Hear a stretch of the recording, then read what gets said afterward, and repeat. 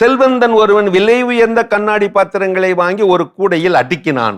அதை தூக்கி வர யாராவது கிடைப்பார்களா என்று காத்திருந்தான். அங்கே வந்தார் முல்லா. அவர் சொன்னார், ஐயா, நான் தூக்கி வருகிறேன், எவ்வளவு கூலி தருவீர்கள்?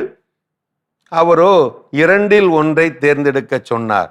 கூலியாக உனக்கு செலவு செய்ய பயன்படும் 3 வெள்ளி பணம் வேண்டுமா, அல்லது வாழ்க்கைக்கு பயன்படும் 3 அறிவுரைகள் வேண்டுமா, புத்திமதிகள் வேண்டுமா?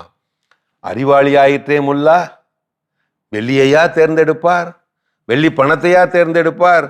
புத்திமதிகளையே தேர்ந்தெடுத்தார். எனக்கு 3 புத்திமதிகள் கொடுங்கள், அதுவே போதும், அதுவே எனக்கு கூலி. வெள்ளி பணத்தை விட அறிவுரையே எனக்கு சிறந்தது. கண்ணாடி கொண்ட கூடையை தூக்கி கொண்டு செல்வந்தர் பின்னே எச்சரிக்கையாக நடக்க ஆரம்பித்தார் முல்லா. செல்வந்தரும் நடை களைப்பு போக அறிவுரைகளை அவிழ்த்து விட்டார், கட்டவிழ்த்து விட்டார். அறிவுரை 1, யாராவது உன்னிடம் பால் கருப்பாக இருக்கும் என்று சொன்னால் நம்பாதே. ஏன் தெரியுமா? பாலின் நிறம் வெண்மை. இப்படி ஒரு முட்டாள்தனமான முதல் அறிவுரையா? நொந்து கொண்டார் முல்லா. இப்படி நினைத்தபடியே நடந்தார் முல்லா. 2வது அறிவுரைக்கு வந்தார். தீயை தொட்டால் அது குளிர்ச்சியாக இருக்கும் என்று யாராவது சொன்னால் அதை நம்பாதே. ஏனென்றால் தீ குளிர்ச்சியாக இருக்காது, சுடும். இதையும் தலைவிதியே என்று கேட்டுக்கொண்டு நடக்கலானார் முல்லா. அடுத்த 3ஆம் அறிவுரையும் அவர் அவிழ்த்து விட்டார். நிலாவின் கதிர்கள் எரிக்கும் என்று எவராவது சொன்னால் நம்பாதே, ஏனென்றால் அது குளிர்ச்சியாக இருக்கும். இதையும் கேட்டுவிட்டு கடுப்பின் உச்சத்திற்கே போய்விட்டார் முல்லா. அறிவாளி முல்லா வீடும் வந்து சேர்ந்து விட்டார். இவைகள் தான் அறிவுரைகளா? இதுல என்ன அறிவு இருக்கிறது, என்ன உரை இருக்கிறது? எனக்கு அந்த 3 வெள்ளி பணத்தையே கொடுத்து விடுங்கள். அதெல்லாம் முடியாது. நீ கேட்டபடி 3 அறிவுரைகளை நான் அள்ளி தெளித்து விட்டேன். கூடையை இறக்கி அதோ அந்த வாசலிலே வைத்து விட்டு போ. கோபத்தோடு சொன்னவரிடம் கோபத்தோடு கூடையை வேகமாக அங்கு கொண்டு போய் பொத்தென போட்டுவிட உள்ளே உள்ள கண்ணாடி பாத்திரங்களில் பல உடைந்து சலசலத்து ஒலி எழுப்பி விட்டது. கதறிவிட்டார் செல்வந்தர். கூடையில் கண்ணாடி பாத்திரங்கள் இருப்பது உனக்கு தெரியாதா? அது இப்படியா பொத்தென்று வைப்பாய்? இதோ பல கண்ணாடிகள் உள்ளே சலசலக்கிறதே.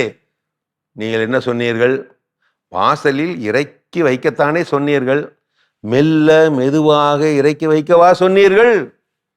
கோபமாக முல்லா இப்படி சொல்லிவிட்டு கிளம்பினாராம். இதோ ஒரே ஒரு அறிவுரை மட்டும் நான் சொல்லுகிறேன், கேட்டுக்கொள். கூடையில் இருக்கும் கண்ணாடி பாத்திரங்களை பொத்தென்று வைத்தாலும் உடையாது என்று யாராவது சொன்னால் நம்பாதீர்கள்.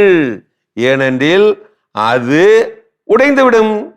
அறிவுரை சொல்பவரெல்லாம் அறிவாளி அல்ல, அறிவுரை கேட்பவரெல்லாம் முட்டாளும் அல்ல. மற்றவருக்கு நீங்களே வழியை சென்று செய்யும் 3 விஷயங்களுக்கு மதிப்பு இருக்காது. உதவி, அன்பு, அறிவுரை. இந்த 3க்கும் மதிப்பே இருக்காதுங்க. நீங்களா போய் சொன்னா. இதோ சில அறிவுரைகள். என்ன நீங்க கேட்காமலேயே சொல்றேனே, அதுக்கு மதிப்பு இருக்காது அப்படின்னு தான் நினைக்கிறீங்க. கேட்டு வச்சுக்கோங்க. எதிரியை பேச விட்டு கவனி, துரோகியை பேச விடாமல் கவனி. எப்படி சூப்பரா இருக்கா? அலட்சியம் என்பது எவ்வளவு பெரிய தவறு என்று இழப்பு ஏற்படும் வரை தெரிகிறதில்லை. விதி ஒரு கதவை மூடும் போது நம்பிக்கை இன்னொரு கதவை திறக்கிறது. குறைக்காத நாயும் இல்லை, குறை சொல்லாத வாயும் இல்லை, இவை 2ம் இல்லாத ஊரும் இல்லை. தோல்விதான் வெற்றியின் முதல் படின்னு ஏறும்போதுதான் தெரியுது. இருக்கிற படியில எல்லாம் எவனோ ஒருத்தன் விளக்கெண்ணைய ஊத்தி வச்சிடறானே அப்படின்னு. அழகான பொண்ணுகிட்ட கெஞ்சிக்கிட்டு வாழ்றதை விட சுமாரான பொண்ணுகிட்ட கொஞ்சிக்கிட்டே வாழ்ந்துடலாம்.